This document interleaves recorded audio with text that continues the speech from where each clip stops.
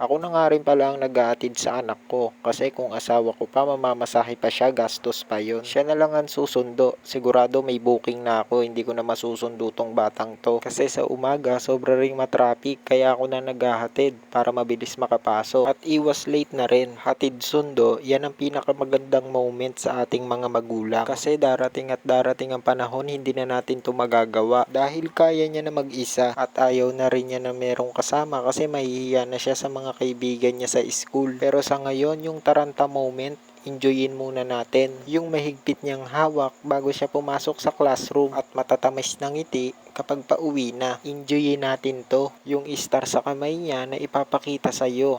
At walang katapusang kwento habang papauwi kayo sa bahay. Lahat yon enjoyin natin. Oo, nakakapagod ang maghatid sundo. Kitang-kita ko yon sa aking misis. Pero sabi ko sa kanya, balikan niya tong video na to paglaki nitong anak namin. Bilang alaala sa paghatid sundo sa aming mga anak. Nung naihatid ko na siya, eto nakakuha na ako ng aking unang booking. Magse 7 AM pa lang ng umaga kaya medyo madilim pa. Pero eto sinubukan ko ng bumiyahe para makarami tayo maghapon. Ibig sabihin, pag maaga ako nakakuha ng ating unang booking, makakapag-antay pa ako ng pang double book natin. Kapag naka-double book, ibig sabihin, doble din ang kita. Kapag talaga swerte sa araw at malakas ang booking at laging naka-double book, yung 1,000 pesos, saglit mo lang yun kikitain. Dati kasi guys, bawal ang double book dito sa amin sa Lalamove. Single booking lang. Kung pupunta ka ng Maynila, dapat ang dala mong booking isa lang. Pero malaki ang delivery fee nun. Noong kukunti pa ang rider. Pero ngayon, ayon sa Lalamove, 200,000 na ang Lalamove rider dito sa Pilipinas. Kaya naman nauso ang double booking na pwede ka nang tumakbo ng Maynila kahit dalawa or higit pang booking ang dala mo. Tulad nito guys, dalawang booking tong dala ko papuntang Santa Rosa. At dito na ako dumaan sa Eton. Isang 170 pesos at isang 200 pesos ang ating delivery fee. Dito na ako dumaan kasi dire-diretso lang palabas ng Bel Air. Una ko na munang inihatid tong isang booking natin sa McDo dito sa Santa Rosa. Tapos yung isang booking natin wala pang 1 kilometro yung layo. Minadali ko nang tapusin tong isang booking para makadiretso ako sa aking pangalawang book. Hindi rin kasi maganda na merong nag-aantay sa atin na customer. Baka magalit at i-rate tayo ng hindi ganun kaganda ang ating serbisyo. Hindi maganda yon para sa akin.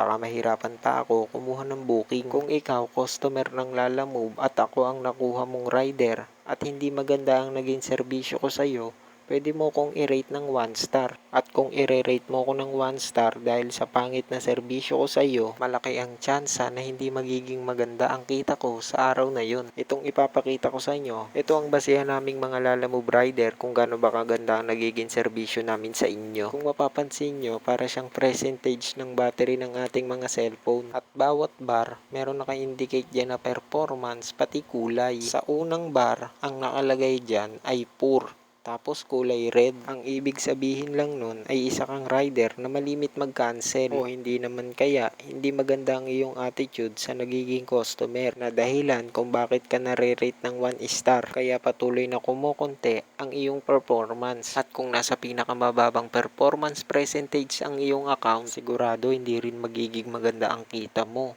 Pero nakadepende pa rin sa'yo yan kung gaano ka kasipag para mapataas mo ang percentage ng iyong performance. At kung consistent ka naman sa pagkuha ng booking, hindi ka nagka-cancel at nagiging maganda ang performance mo sa iyong mga nagiging customer at patuloy silang nagre-rate sa iyo ng 5 star, unti-unti na yung aakyat sa second bar. Sa second bar, kulay dilaw na to. Ito na yung fair. Ang ibig sabihin nito, tuloy-tuloy ka nang kumukuha ng booking nang hindi nagka-cancel. At kung marating mo ang pangatlong bar at pang-apat, ibig sabihin niya napakaganda na ng account mo. Ayan ang makikita natin dyan. Excellent. Sineshare ko lang yung mga ganitong bagay in case na maging Lalamove rider ka, alam mo na yung mga ganito. Kaya ako iniingatan ko ang performance ng aking Lalamove account. Kasi dito nakasalalay ang aking kikitaing malaki. Hindi ako pwede mag-cancel ng booking basta-basta kung walang magandang dahilan. Kasi lagi kong tinatandaan na ako din ang may hirapan kapag nagka-problema ang aking account. So sana yung mga magbabalak maging Lalamove rider, mayroon kayong natutunan kahit konti sa video na to.